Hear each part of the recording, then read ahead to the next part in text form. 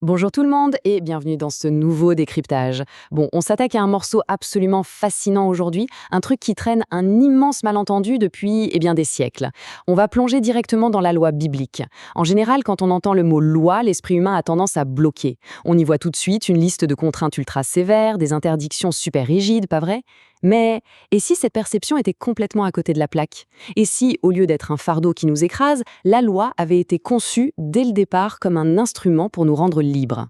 C'est exactement ce paradoxe monumental qu'on va décortiquer ensemble. On va retourner au texte pour redécouvrir le vrai visage, le côté libérateur de ces fameux commandements.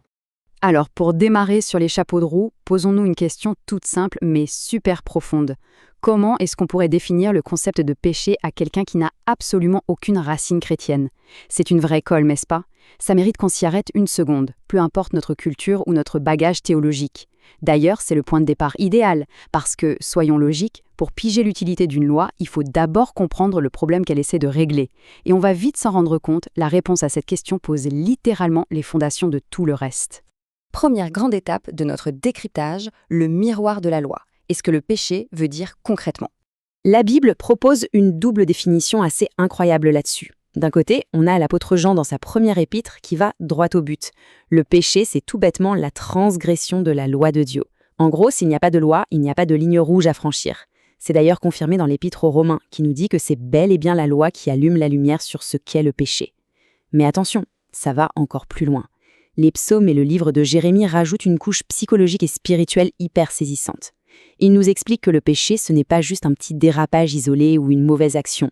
Non, c'est décrit comme quelque chose de profondément enraciné dans la nature humaine elle-même. Du coup, ça nous amène à voir le rôle de la loi à travers deux métaphores vraiment géniales.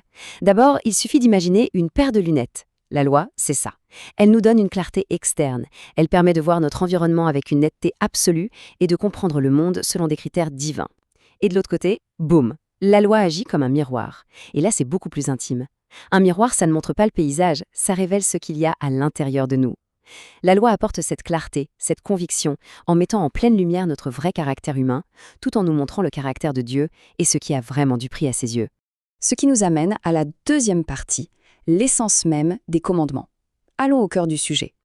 Alors on arrive à ce moment absolument mythique raconté dans Exode 20, la transmission des 10 commandements au mont Sinaï. Historiquement et théologiquement, c'est d'un poids monumental. Et les textes soulignent un petit détail qui change tout. Ces commandements ont été écrits par le doigt même de Dieu. Il suffit d'y penser une seconde. Ça ne montre pas seulement leur importance capitale, mais surtout l'implication hyper intime et personnelle du législateur dans la création de ce code moral. On n'est pas du tout sur de vagues suggestions humaines là, c'est une révélation divine en direct. Et puis, quelques siècles plus tard, Jésus débarque et nous fait une synthèse magistrale de ces lois qui peuvent paraître super complexes. Dans l'évangile de Marc, chapitre 12, il dit « Tu aimeras le Seigneur ton Dieu de tout ton cœur, de toute ton âme, de toute ta pensée et de toute ta force. » Et bam, il enchaîne direct avec « Tu aimeras ton prochain comme toi-même. » Honnêtement, c'est un tour de force de simplification. On prend un code légal immense et on le condense en un seul concept absolu, universel, l'amour.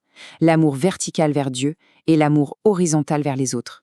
D'ailleurs, l'évangile de Matthieu enfonce le clou en disant que de ces deux commandements dépendent absolument toute la loi et les prophètes. C'est fou quand on y pense. Jésus établit clairement que l'intégralité des enseignements bibliques tient en équilibre sur ces deux piliers de l'amour. Retirer l'amour et la loi s'effondre comme un château de cartes. L'amour, ce n'est pas le plan B de la loi, c'est son essence même. Tout le reste, au final, c'est juste un manuel d'instruction sur la manière de bien aimer. Troisième partie de notre réflexion.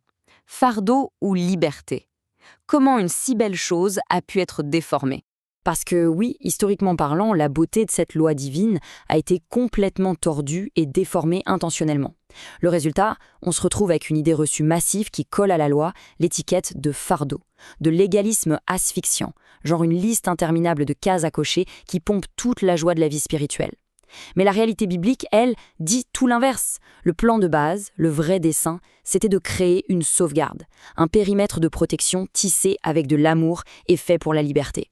Et si on veut une preuve en béton armé, il suffit de lire la première épître de Jean, car l'amour de Dieu consiste à garder ses commandements. Et ces commandements ne sont pas pénibles. Waouh! C'est le genre de phrase qui pulvérise littéralement le concept du légalisme. Garder les commandements, c'est la suite logique, l'expression ultra naturelle de l'amour. Ce n'est pas un boulet qu'on traîne quand on aime vraiment quelqu'un. Respecter les limites qui protègent cette relation, eh bien, on ne vit pas ça comme une corvée. C'est même une joie, une évidence. Quatrième et toute dernière étape de notre décryptage, une question de relation. Parce que tout tourne autour de la protection de nos liens.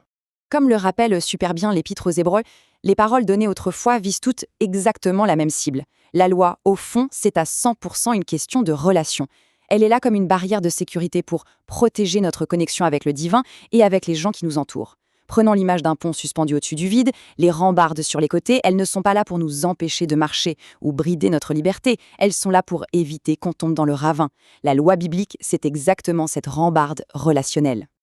Alors, faisons une petite pause pour s'évaluer. Sur une échelle de 1 à 5, en gardant en tête tout ce qu'on vient de voir sur la loi en tant que miroir, comme preuve d'amour et comme gilet de sauvetage relationnel, à quel point est-ce que cette parole vivante et cette loi qui va avec sont précieuses au quotidien? C'est un super exercice mental pour vraiment ancrer ces concepts. Et pour pousser la réflexion encore un cran plus loin, il faut se poser cette question qui fâche parfois. Est-ce que la loi de Dieu est vue comme une liste de restrictions étouffantes ou comme une véritable force? Le but ici, c'est de désamorcer une bonne fois pour toutes ce vieux réflexe légaliste. Si on a toujours l'impression que la loi nous bride, c'est peut-être le moment idéal pour revoir notre copie.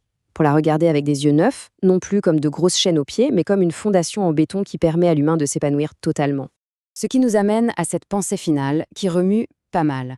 Qu'est-ce qui se passerait concrètement si la loi de l'amour devenait le centre absolu de la vie? On peut facilement imaginer les changements radicaux dans les familles, dans les communautés, si cette fameuse rambarde de sécurité n'était plus perçue comme un fardeau assommant, mais comme notre source de liberté la plus totale. Ça donne vraiment envie de creuser encore plus loin, non? Il ne faut jamais arrêter de questionner ces textes. Merci d'avoir suivi ce décryptage et à très vite.